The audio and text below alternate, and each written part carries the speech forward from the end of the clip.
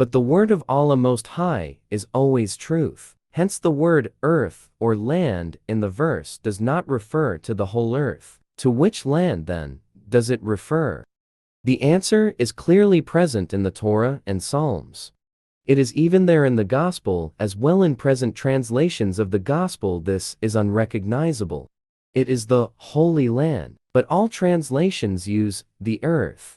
What man is he that fears the Lord? Him shall he teach in the way that he shall choose. His soul shall dwell at ease, and his seed shall inherit the Holy Land. The secret of the Lord is with them that fear him, and he will show them his covenant. Psalm 25, 12-14. But the meek shall inherit the Holy Land, and shall delight themselves in the abundance of peace. Psalm 37-11.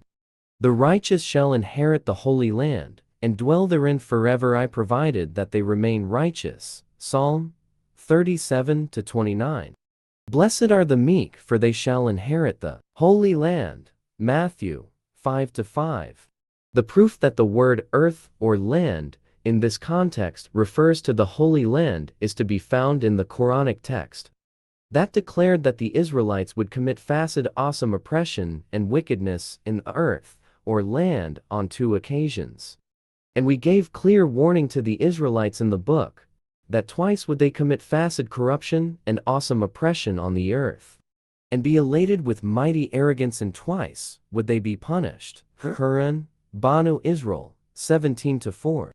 By universal consent, it is allowed that the word earth or land in the above verse refers to the Holy Land. And so the scriptures all speak with one voice, that faith and righteous conduct are the conditions by which the Jews could take lawful possession of the Holy Land and dwell therein. Someone rewrote the Torah, however, to remove this condition. He wrote, "Know therefore that it is not because of your righteousness that the Lord, your God, has given you this good land to possess it. For you are a stiff-necked people." Deuteronomy 9-6. Dr. Pipes may not find it convenient to defend this monstrous lie perpetrated against Allah Most High and the religion of Abraham alayhi el-salam. But it does not take much, in terms of common sense, ethical wisdom, and spiritual insight, to discern the above statement to be false. It is incompatible with that perfect standard of justice that must come from a perfect divine being. It is, in fact, a forgery, and it was designed to nullify the divine condition imposed upon the Jews for them to inherit the Holy Land. If this particular land was chosen by Allah Most High and was specially blessed by Him, why then would He give it unconditionally to a stiff-necked people regardless of whether they acted righteously or stubbornly resisted conforming to the ethical standard of righteous conduct? Secondly, the historical record confirms that the Jews were expelled time and again, by divine decree, from Jerusalem and the Holy Land. This took place whenever they violated the condition of faith and righteous conduct. The Quran made mention of these expulsions, and then, after the last expulsion, Allah Most High declared His intention to keep on expelling them whenever they returned to the Holy Land, with conduct which violated the divinely stipulated conditions. Quran Al-Anbiya 21, 105. Many Israelite Jews who are not European readily admit that they brought upon themselves repeated divine expulsions from the Holy Land because of their sinful ways. The essentially godless secular European Zionists refuse to accept such a theory. The Jews respond by arguing that the quoted verse of Deuteronomy 9-6 was meant to simply remind the Jews that the grant of the land to them was in consequence of the faith and righteousness of their ancestor Abraham alayhi el-salam. In other words, they did not earn or inherit it because of their own righteousness. This argument does not nullify the implication of the verse, that is, that the land was granted to them unconditionally, and the Quran declares such to be false. The Quranic declaration is clear. The land was given to Banu Israel conditionally. The conditions were faith in Allah and submission to Him, and righteous conduct. Quran Al-Anbiya 21-105. Some 600 years after the last expulsion of the Jews from the Holy Land, Allah Most High caused the Muslims to inherit that land when the Muslim army conquered it. And the Caliph Omar was requested to come personally to Jerusalem to receive the keys to the city. On that day, the prophecy to that effect in the Quran was fulfilled. It is He who has made you inheritors of the Holy Land. He has raised some of you by degrees above others that He might test you. Through that which He bestowed upon you, Banu Israel got more than any other people. For thy Lord is swift in punishment, yet He is indeed oft forgiving, most merciful. Quran, Al-An'am 6-165. Allah Most High ordained that the Muslims would inherit the Holy Land. Thus did the truth triumph over falsehood.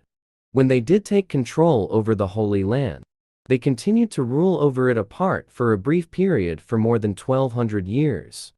That was a clear sign from the heavens of divine approval of Muslim rule over the Holy Land. Jewish scholarship should offer an explanation for this uninterrupted Muslim rule over the Holy Land. For this long period of time, a Muslim rule, both just and God-fearing. When European Zionists deceived the Israelite Jews into joining them in a stubborn pig-headed effort to return to the Holy Land, in what they claimed was a divinely ordained restoration of the State of Israel, that was a clear sign for the Israelite Jews that the Zionist call was false. It was a lie. The divinely ordained conditions of faith in the religion of Abraham and of righteous conduct were plainly absent in the Zionist struggle for Israel. And when Israel itself was established, the foundations of the state were the same as those of the modern secular state. The foundations of the modern secular state are shirk and kufr, and these constitute the very negation of the religion of Abraham. Alayhi al-Salam. That subject is explained in Part 2 of this book. Jerusalem in the Quran, by Imran N. Hossein. Part 1, Chapter 6. Divine expulsions of the Jews from the Holy Land because of violations of the conditions of inheritance. And we gave warning to Banu Israel through revelation, that twice would they corrupt the Holy Land and be elated with mighty arrogance, and twice would they be punished. When the first of the warnings came to pass, we sent against you our servants, who were capable of terrible warfare. They entered the very inmost parts of your homes, and it was a warning fulfilled. And after a time, we allowed you to prevail against them once again, and aided you with wealth and offspring, and made you more numerous. If you persevere in doing good, you will do so for your own good. Whereas, if you commit evil, you will yourself bear the consequences. And so, when the prediction of the second period of wickedness came true, we raised new enemies against you, and allowed them to disgrace you utterly, and to enter the temple as their forerunners had entered it once before, and to destroy with utter destruction all that they had conquered. Quran, Banu Israel 17:7. Surah Banu Israel of the Quran, Surah number 17, records the history of Jerusalem that exposes the following fraudulent statement in the Torah. Know therefore that it is not because of your righteousness that the Lord, your God, has given you this good land to possess it, for you are a stiff-necked people. Deuteronomy 9-6. The statement is fraudulent because it establishes the foundation for the belief that the divine grant of the Holy Land to the Jews was unconditional. In other words, it allows a Jew to argue that the Holy Land would still belong to the Jews, even if they were not righteous in their conduct, since righteousness was not a condition for their inheritance of that Holy Land. The Jew would argue that Abraham alayhi al-salam was righteous, and in consequence of his righteousness, the land was given to him and to his progeny. Thereafter, no violation of the standard of righteous conduct by the Jewish people could invalidate their right to the Holy Land. After all, the Torah was quite plain and clear on the subject. Therefore impress these my words upon your very heart, bind them as a sign on your hand, and let them serve as a symbol on your forehead. And teach them to your children, reciting them when you stay at home, and when you are away, and when you lie down, and when you get up. And inscribe them on the doorposts of your house, and on your gates, to the end that you and your children may endure in the land I, holy land that the Lord swore to your fathers to give to them, as long as there is a heaven over the earth. If you faithfully keep all the instructions that I command you, loving the Lord your God, walking in his ways, and holding fast to him, the Lord will dislodge before you all these nations. You will dispossess nations greater and more numerous than you. Every spot on which your foot treads shall be yours. Your territory shall extend from the wilderness to the Lebanon, and from the river Euphrates to the western sea. No man shall stand up to you. The Lord your God will put the dread and the fear of you over the whole land in which you set foot, as he promised you. Deuteronomy 11:18-25. The article by Michael Avi Yonah in the Jewish Encyclopedia declares that David alayhi al-salam, in the course of his conquests, made Jerusalem the center of an empire extending from Egypt to the Euphrates, although it was only in the reign of his successor, Solomon, that full advantage was taken of this fact. But Deuteronomy 9-6, as well as 11:18-25, are false in so far as they exclude righteousness and faith as conditions for inheritance of the Holy Land. The Quran not only reaffirmed righteousness as the condition for such inheritance, Surah Al-Anbiya 21:105, but went on to direct attention to the historical evidence that violation of that condition always resulted in divine expulsion from the Holy Land. The surah recounted at least 2 occasions when the Israelite people so betrayed the religion of Abraham alayhi al-salam and the standard of righteous conduct that Allah Most High expelled them from the Holy Land. On the first occasion, in 587 BCE, a Babylonian army led by Nebuchadnezzar laid siege to Jerusalem, then burned the city, murdered its inhabitants, destroyed the masjid built by Solomon alayhi al-salam, and carried the cream of the Jewish population into slavery in Babylon. The prophet Jeremiah had warned them that this would happen. Jeremiah 32:36, exactly as Allah, the Supreme, had declared in the Quran, that he never destroys a people before sending a warning to them. Quran, Banu Israel 17:15-16. They were so punished because, among other things, they changed the Torah to make halal permissible that which Allah, the Supreme, had made haram prohibited. They rewrote the Torah to make it permissible for them to lend money on interest to those who were not Jews, while yet prohibiting such in intra-Jewish transactions. Thou shalt not lend on interest to thy brother Jew, whether it be lending money on interest, or lending commodities on interest, because commodities were sometimes used as money, or lending on interest anything which is lent on interest, anything which functions as money. A stranger, one who is not a Jew, you may lend on interest. Deuteronomy 23:19-20. On the second occasion, they were again expelled from the Holy Land because of their killing of the prophets of Allah. See, for example, Quran, Al-Baqarah 2:61. They killed Zachariah alayhi al-salam in the masjid. John alayhi al-salam, his son, was killed by deception. Jesus alayhi al-salam referred to this killing of the prophets, and he minced no words in his fierce condemnation of this heinous crime.